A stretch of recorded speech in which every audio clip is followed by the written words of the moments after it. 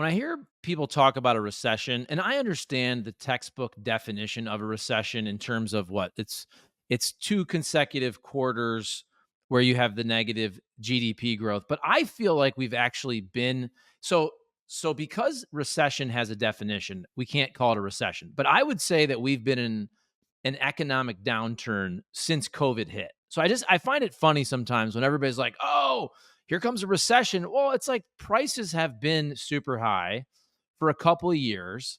The housing market has been nutty essentially since COVID hit. So we focus on this definition of a recession where I think it's pretty fair to say that the economic world has been turned upside down in the United States since about March of 2020. And has it gotten better? Yes. But overall, it's been a pretty nutty for 4.5 years.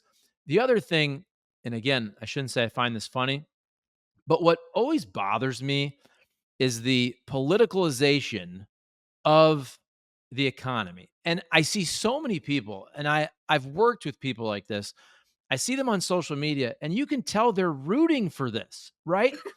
The second they're celebrating the stock market crash, whatever you want to call it. They never say anything positive when it goes up.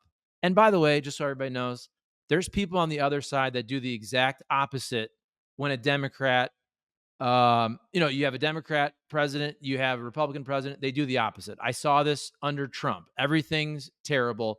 But I do find it funny when we've had a record high stock market essentially every month for the last couple years, and nobody talks about that. The second you have a really bad day or two, folks are celebrating it. And I do think it's just a reminder of how politicized we are. And some of these people that just they are, and look, Bill Maher said this several years ago and got criticized for it, kind of rooting for a recession to get rid of Trump. That was wrong. It was wrong. And this is wrong too. When you're celebrating people losing their jobs and losing money because you think it helps your candidate, it's really stupid. It really is. It's part of a larger trend, though, that you and I have talked about since we started, of the intense team sport aspect of politics now and the intense tribalism.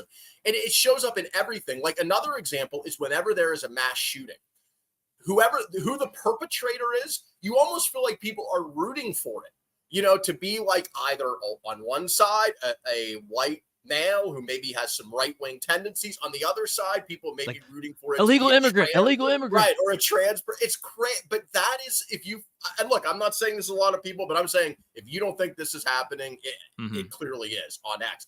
I think it happens much more when it comes to the economy, right? Because look, it hurts the incumbent administration when the economy is bad. Like, that is not earth-shattering, right? If George H.W. Bush in 1992 didn't have that little economic downturn, Bill Clinton may have never been president. I mean, these things matter. McCain may have beaten Obama. Who knows if the housing market didn't crash in late 2008. It matters a lot, even if the incumbent president is not on the ballot, with Joe Biden not being there. Look, the economy has been post-COVID a mixed bag. On the one hand, I'm not talking about right now today, because things change day to day. I'm saying in the period since Joe Biden became president, right? It's important to remember when he became president, lots of people were still dying. The vaccine wasn't quite here yet. The world was turned upside down, right? What's happened to the economy in those 3 years? We've had on the plus side, record stock market highs up until obviously the last few days. But overall, your 401k has done well in the last 3 years. We've had record job growth.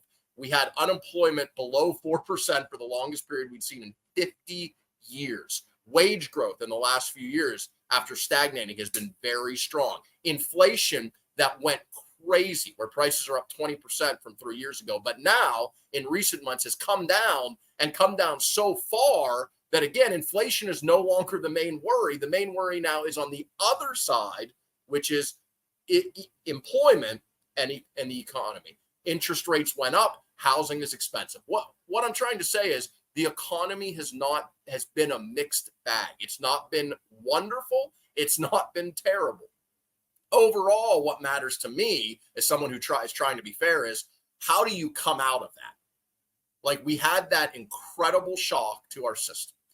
As Biden points out, and look, this is fair, we have weathered it better better than almost any other advanced democracy in the world.